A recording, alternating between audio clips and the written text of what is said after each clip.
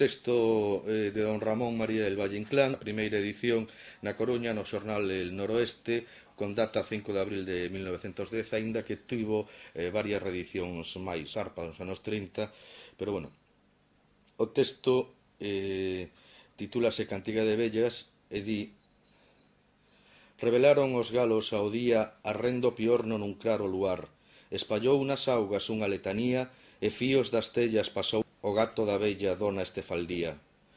Rancia señoría que se espiolla ao lar e aparenta o día no balcón a fiar.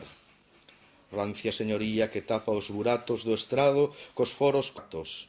Rancia señoría de Maravedí, dentes de cambello, falda de organdí. Que foi da velliña marica Pepiña que andaba na casa dende Bigardona? Que foi da galiña monuda que tiña? Levaba os pitiños como unha infanzona. Como son tan bellas, ama e mangoleta, toman augas de ervas crebadas no lar.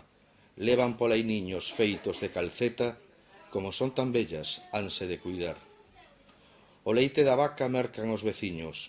Un rapaz moi novo que se doe do peito, hai alma do crego para os seus touciños e a moza para un vello que lle escofa o leito. Para vender o leite da vaca amarela, elas toman solo augas de Malvela.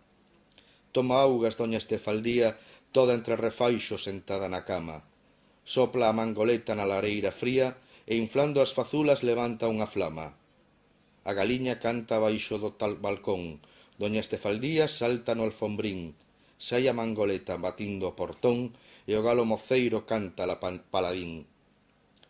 Que foi da poedora galiña monuda, das calzas lilailas e tan repoludas, que foi da velliña marica Pepiña, que foi da fidalga tan magra e tan galga.